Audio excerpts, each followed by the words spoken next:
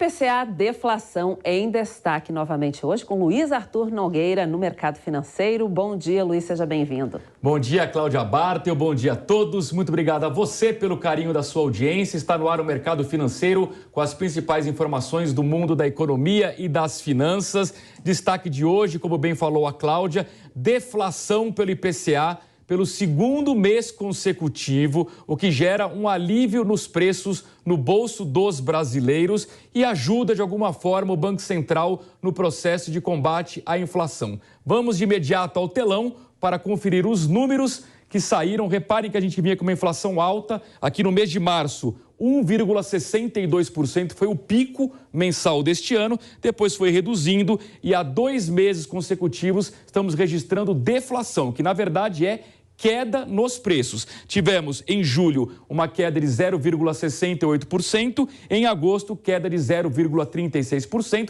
Essa deflação é muito focada nos preços dos combustíveis. Petrobras vem reduzindo há várias semanas tanto o preço da gasolina quanto o preço do diesel. Por tabela, o etanol também recua. Isso ajuda a desinflar o índice oficial de preço. Próximo gráfico, a gente tem uma dimensão melhor porque acumula os últimos 12 meses. Então, a gente chegou aqui num pico de 12,13% no mês de abril, no acumulado em 12 meses, veio reduzindo e agora há 2 meses a gente vem tendo queda nesse acumulado de 12 meses. Finalmente saímos daquele patamar psicológico de inflação anual de 10% que nós tínhamos até o mês passado e agora estamos com inflação acumulada de 8,73%. É importante que aos poucos a sociedade incorpore essa redução da inflação, que a sociedade entenda que o Brasil não tem mais inflação anual de 10%, porque eu insisto, é um número mágico, muito difícil de ser quebrado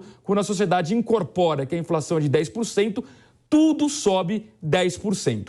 Importante também pontuar que a deflação, conforme eu disse, ela é favorecida pela queda nos combustíveis, mas nos preços de alimentos, os consumidores ainda estão reclamando que a conta está pesada. A repórter Camila Yunis está ao vivo numa feira livre de São Paulo justamente para entender na ponta do lápis, no bolso do consumidor, se ele já está sentindo queda nos preços. Bom dia, Camila, seja bem-vinda. Oi, Luiz, muito bom dia para você, para todos que nos acompanham aqui no Jornal da Manhã, segunda edição, no Mercado Financeiro. Olha, o pessoal ainda não conseguiu sentir essa redução não, viu, Luiz? Apesar de que houve nesse mês de agosto, segundo o levantamento, uma redução no preço do tomate, da batata e também do óleo de soja. Inclusive, nessa feira que nós estamos aqui, a gente tem o preço do quilo da batata nessa banca a R$10. O Anderson, que é o feirante, dono aqui dessa barraca, ele disse que conseguiu vender em um determinado momento deste mês de agosto o quilo da batata a R$8, mas já subiu novamente o preço do tomate também, ainda continua caro. A gente vai falar rapidinho com o Anderson, que é o feirante aqui há mais de 25 anos, trabalhando nesse ramo. Anderson, ainda está difícil o preço dos alimentos? Está difícil repassar uma redução para o cliente? Está muito difícil passar uma redução porque teve um aumento de no mínimo 100% a 300% em média, né? E varia muito, tem dias que abaixa, mas geralmente sempre está mais para alto, né? E você já tirando custo, tirando despesa, tudo, ainda não consegue repassar o preço melhor para o cliente final. Obrigada, Anderson. Bom, é isso, Luiz. Apesar desses índices que são positivos, ainda está um pouco difícil para o consumidor, para o feirante também conseguir sentir essa redução e passar, né, justamente essa redução para o bolso do consumidor. Boa, Camila, é isso mesmo. E, de fato, o que você constatou aí na Feira Livre é o que o IBGE constata, né? Tem queda nos preços de combustíveis, que é uma queda bem específica. Tem queda na tarifa de energia elétrica, porque finalmente a gente voltou a ter a bandeira azul, não tem mais a bandeira vermelha, que onerava os contribuintes, mas os alimentos ainda estão com preços lá em cima. Quem frequenta a Feira Livre, quem frequenta os mercados, sabe que não está fácil. Cada vez mais a gente consegue comprar menos produtos, coloca menos produtos dentro do carrinho do supermercado. E para fazer uma avaliação aqui sobre o cenário de inflação, eu queria trazer aqui um convidado no estúdio aqui da Jovem Pan News, o Bernardo Assunção, ele que é CEO da Arton Advisors. Bernardo, bom dia, seja bem-vindo, tudo bem? Bom dia, Luiz. Bom dia, amigos da Jovem Pan. Bernardo, como é que você analisa esse cenário inflacionário? A gente tem claramente uma deflação puxada por combustíveis, mas que ainda não é sentida no restante da economia. O que esperar a partir de agora? Não, sem dúvida, você colocou muito bem, né? Quer dizer, faziam 11 meses que os juros no Brasil, quer dizer, a inflação, perdão, no Brasil estavam em 2 dígitos, acima de 10%. Agora, em função da deflação observada nos últimos 2 meses, a inflação está acumulada em 8,73%, como você bem colocou, Luiz. O que tem daqui para frente? O Banco Central deixou muito claro que ele não vai arrefecer nos seus esforços de trazer a inflação para níveis mais controlados. Serviços e alimentos, como foi comentado aqui na reportagem, ainda pressionam muito a inflação, mas existe uma luz no final do túnel. A inflação está cedendo e o mercado começa agora a fazer as contas quando o Banco Central vai poder reduzir os juros. Como a inflação é um elemento que distorce muito a distribuição de renda, existe uma preocupação muito grande do Banco Central em trazer a ancoragem e as expectativas do mercado de volta para as metas. A gente está falando aqui de 3%, 3,5%. Parece muito difícil em 2023, o mercado trabalha aí com 5%, 6% na média entre as casas. E já em 2024, o mercado está um pouco mais ancorado em termos de expectativa. Agora, fato é que a inflação ela permanece muito alta no mundo, né? Os elementos são exógenos em boa parte delas, alimentos, guerra na Ucrânia. Você tem uma questão muito grande de disrupção de cadeias de suprimentos aí depois da guerra da Ucrânia e de pandemia. Então, a gente tem uma situação dada em Europa. O Banco Central Europeu hoje tem um dilema. A inflação lá está caminhando para cima de 10% ao ano. Estados Unidos, a inflação corrente também é próxima a 2 dígitos. O Brasil está no final de ciclo de juros, a inflação ainda preocupa, mas é óbvio que ela está cedendo em função tanto de uma certa política fiscal adotada em ICMS, energia elétrica, seja porque o petróleo finalmente arrefeceu, o barril aí está gravitando em torno de $90, tudo ajuda um pouco a trazer a inflação para níveis um pouco mais comportados. Mas ela está presente ainda e, pela nossa visão, a gente vai viver um bom tempo com uma inflação um pouco ameaçadora para o consumidor, principalmente para as famílias de baixa renda. Aliás, não só no Brasil, no mundo inteiro, né, Bernardo? Agora, olhando para o ano que vem, você falou numa perspectiva de, em algum momento, o Banco Central começar a reduzir juros. A partir de quando você acha que isso será viável? Porque imagino que cumprir a meta do ano que vem ainda é uma missão difícil e claro que toda a decisão atual do Banco Central, na verdade, já está mirando a inflação do ano que vem, não é isso? Sempre o Banco Central olha para frente, né? O passado, como você colocou muito bem aqui no gráfico, Luiz, mostra que a inflação está cedendo. Mas a gente sabe que a inflação também no final do ano ela volta a acelerar. Então o Banco Central tem o dilema de Sofia. O juro atual ele é tóxico e é um dos mais altos do mundo. O juro real projetado para frente também é muito elevado.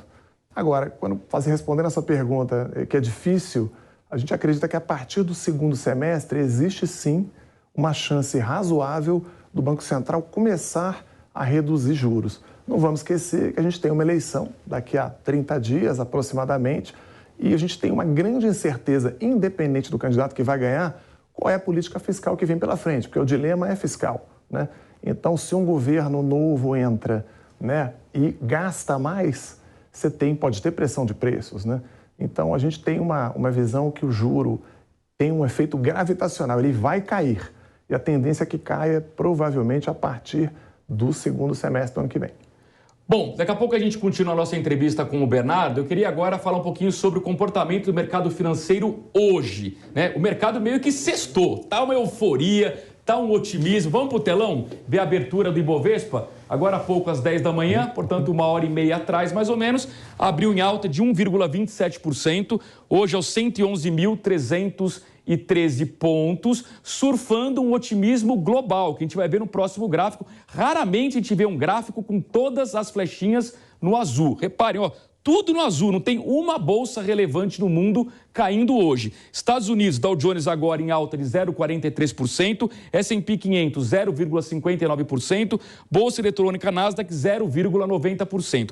Na Ásia, todo mundo fechou no azul e na Europa a mesma coisa. Olha só, Alemanha 1,13% lá em Frankfurt, no Reino Unido, Londres 1,31%, na França, Paris 1,20%, na Espanha, em Madrid 1,40%. Apesar de todo o temor da União Europeia em relação ao corte do gás que a Rússia promoveu né, cessando o fornecimento de gás, gerando um temor sobre essa importante fonte energética. Hoje, um fim de semana um pouco mais tranquilo, uma certa euforia no mercado financeiro. Então, eu vou pedir para o Bernardo voltar para a gente poder fazer justamente uma análise. Por que a semana está terminando tão positiva? E também queria ouvi-lo, Bernardo, sobre a decisão do Banco Central Europeu, que ontem fez a sua maior alta de juros da história, uma alta de 0,75 ponto percentual, e deixou claro que, se preciso, fará outras no futuro. Acho que ela deixou claro, avisou já. Christine Lagarde falou que o Banco Central Europeu vai subir juros, subiu 0,75, foi a maior subida desde 1999 e vem mais por aí. Os juros europeus, que hoje estão em 0,75, que estavam em zero, devem aí até 2%, 2,5%. Lembrando que a meta de inflação do Banco Central é 2% ao ano. O Banco Central Europeu está muito preocupado. Só fazer uma parte aqui, o Banco Central americano, ontem o Jeremy Powell também, num evento, deixou muito claro, o presidente do Fed, que vai continuar subindo juros, não vai arrefecer na perseguição de uma inflação mais baixa. Então, o mercado já espera que agora, em setembro, os juros dos Estados Unidos subam 0,75%, em novembro, 0,5%, e provavelmente em dezembro, aí, um ajuste final de mais 0,25%. Ou seja, os juros no mundo estão sumindo, mas, Luiz, o mercado começa já a precificar esses juros. Então, o exemplo das bolsas hoje. Quando o mercado percebe aonde vai terminar o ciclo, ele se acomoda, né? Então, há 2, 3 meses atrás, houve uma ameaça, os juros vão subir sem limite. E aí as bolsas despencaram. Há um mês atrás, o mercado começou a tentar imaginar onde seria o final desse túnel, né? E agora o cenário parece ser, os juros vão subir e o mercado vai se acomodando e ajustando expectativas. A Bolsa de Valores é como se fosse um concurso de beleza, né? Quem parece ser mais bonito. Então, no mercado começa a acreditar no final do ciclo, ele começa a botar preço nos ativos. Bernardo, antes da gente conferir as moedas hoje, eu queria já cuidar um pouco do bolso do nosso ouvinte, do nosso telespectador. Nesse contexto de juros altos aqui no Brasil, qual é a melhor decisão? Coloca o dinheiro em renda fixa, surfo essa onda de juros altos, ou tem oportunidade na Bolsa de Valores, apesar do contexto eleitoral? Perfeito. Bom, o Brasil é um oásis hoje da renda fixa, né? Com juros a 13,75 e talvez um aumento marginal aí para 14 ou algo do gênero, você investir o seu recurso, parte dele, na renda fixa, é quase que óbvio, né? A pessoa física ainda pode ter uma série de oportunidades com otimização fiscal, através de veículos com isenção fiscal, especialmente para a pessoa física. E agora, a Bolsa de Valores é para quem tem estômago, né? Normalmente se compra a Bolsa no momento de crise, né? E você vende nos momentos de euforia. A gente brinca lá na Arton, que você compra ao som dos canhões e você vende ao som dos violinos. A Bolsa Brasileira está muito barata, ao redor aí de 110 mil pontos. A gente olha para 2008, olha para 2001 e olha para 2015, momentos de bastante estresse na economia brasileira, a Bolsa está muito barata por qualquer critério que você olhe. Então, é difícil você convencer o investidor a sair dos 13,75 ao ano na renda fixa e ir para a Bolsa, mas para quem tem aquele capital paciente e um investimento visando mais o longo prazo, tem excelentes oportunidades também. Bernardo, tem muita gente que gosta de comprar títulos públicos e privados atrelados ao IPCA, que é a inflação oficial. O fato de a gente ter 2 meses consecutivos de deflação, isso atrapalha o investidor ou o que vale mesmo é o acumulado no ano, em 12 meses, olhando um prazo mais longo? Não, perfeito. A inflação esse ano acumulada, apesar da deflação nos últimos 2 meses, está aí na casa de 4,5%, 4,46% por ali. A inflação projetada para o ano inteiro é 6,5%, 6,60% esse ano. Tirando essa janela de 2 meses e talvez um terceiro mês de deflação, se tiver um pouquinho mais de paciência, ter títulos atrelados ao IPCA continua sendo um grande negócio, porque você protegerá o seu dinheiro contra a inflação, que não desapareceu, Luiz, ela vai voltar, né? Talvez em 5%, 6%, 7% ao ano, mais um juro real atrelado nesses títulos. Então, certamente não é hora de pânico, não é hora de vender, até porque tem muita gente querendo vender com pressa. Tudo que você quer vender com pressa, você normalmente vende mal. Vamos então conferir agora, Bernardo, como é que está o comportamento das moedas hoje, como é que está esse comportamento. Repare que o dólar cai 0,45%, R$ 5,19. O euro subindo 0,04%. O euro ultrapassa novamente o dólar, está uma disputa diária aí, R$ 5,21, e o Bitcoin disparando 8,73% aos $21.007. E aí, Bernardo, eu vou aproveitar essa disparada do Bitcoin para fazer a famosa pergunta que aqui eu faço para todos os convidados, e cada um tem uma opinião diferente da outra, que eu acho ótimo, saudável para o debate. Na sua carteira de investimentos, naquela que você recomenda para os seus clientes, tem criptomoeda e não tem? É loteria ou é investimento? De expectativa para uma tecnologia que não tem volta, né? Então, assim como as redes sociais, começamos com Orkut, depois Facebook, Instagram, TikTok, nem sabe mesmo o que vem por aí, a tecnologia do blockchain, ela veio para ficar. Grandes empresas estão usando essas tecnologias para validar os seus processos. Agora, se o Bitcoin é o grande cavalo, ou Ethereum, outros vão surgir, a gente não sabe. Então, é para ir com prudência. Bitcoin teve $68 mil, hoje está na casa dos 20 mil. Ninguém tem a menor ideia qual é o grau de caráter especulativo, se é um ativo que serve como reserva de valor. Então, você precisa ter uma coisa, o capital muito paciente para ter esse tipo de ativo, para que no longo prazo a tecnologia converja com valor. Muito bem, Bernardo Assunção, CEO da Arton Advisors. Bernardo, muito obrigado pela sua entrevista aqui no Mercado Financeiro, nos estúdios da Jovem Pan News. Um grande abraço, até uma próxima oportunidade. Obrigado, eu que agradeço.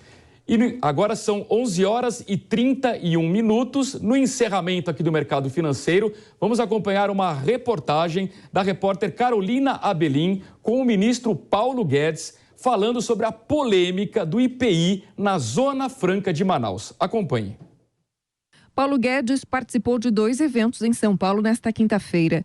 No primeiro, na Associação Comercial de São Paulo, o ministro defendeu a política do governo Bolsonaro na Amazônia, que em caso de reeleição, o imposto sobre produtos industrializados, o IPI, será extinto. A Amazônia, em vez de viver de crédito, de IPI, que é um imposto perverso, ela vai viver de crédito verde. Ela vai viver de fazer o maior centro de bioeconomia do mundo. Ela vai viver justamente de créditos verdes, da preservação de recursos ambientais. 100 bilhões de dólares é o cálculo anual, o Brasil deve ficar entre 15 e 20 bilhões de dólares, ou seja, 17 bilhões. Isso é muito mais do que qualquer IPI possa dar para o desenvolvimento dessa região. E nós vamos levar para lá o seguinte, a Tesla faz carro elétrico, ótimo, então vai fazer lancha, carro elétrico, tudo na Amazônia, porque não polui.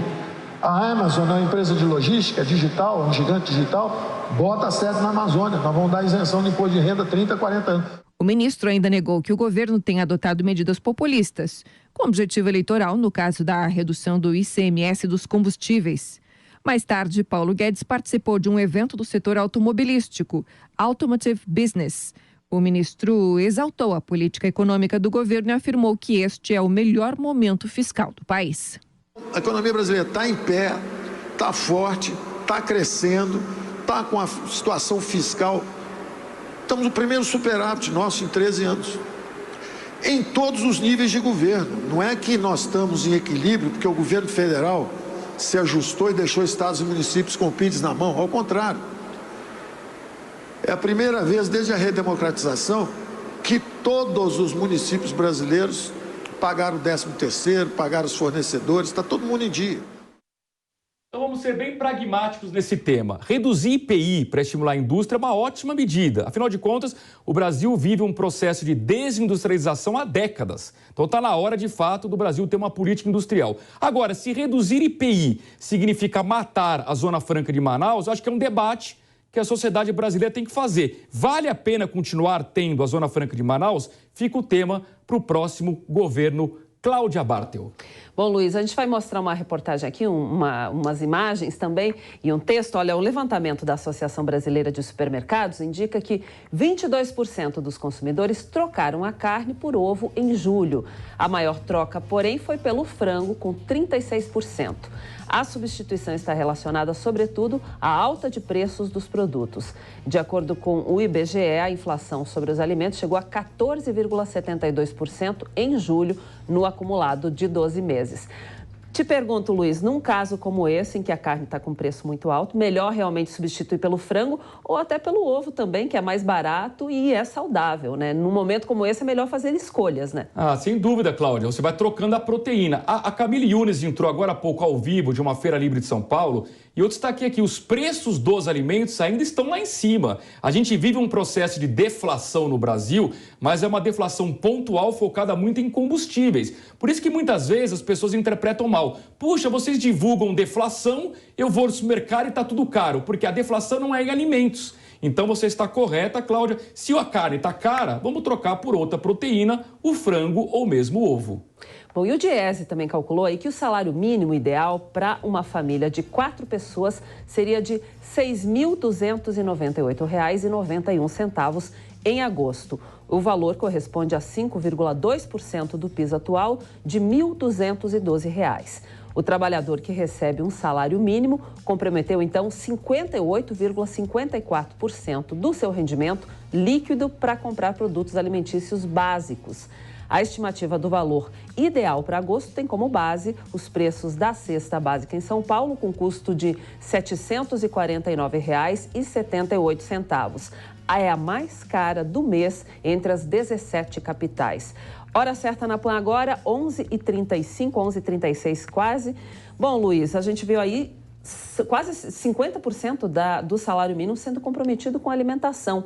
Fica difícil se alimentar direito dessa forma, né? Sem dúvida, Cláudio. Por isso que a gente fala que a inflação de alimentos ela é particularmente cruel com famílias de baixa renda. Porque, proporcionalmente, o mais rico não come mais que o mais pobre. Todo mundo come mais ou menos a mesma quantidade de comida. Então, se a inflação de alimentos ela sobe, ela pune quem ganha menos. Então, é fundamental que o Banco Central ganhe essa batalha contra a inflação para que a inflação de tudo diminua, não só dos combustíveis, melhorando, inclusive, o poder de compra das famílias mais carentes. Muito bem, Luiz, agradeço a sua participação aqui, sempre trazendo notícias importantes do mercado financeiro.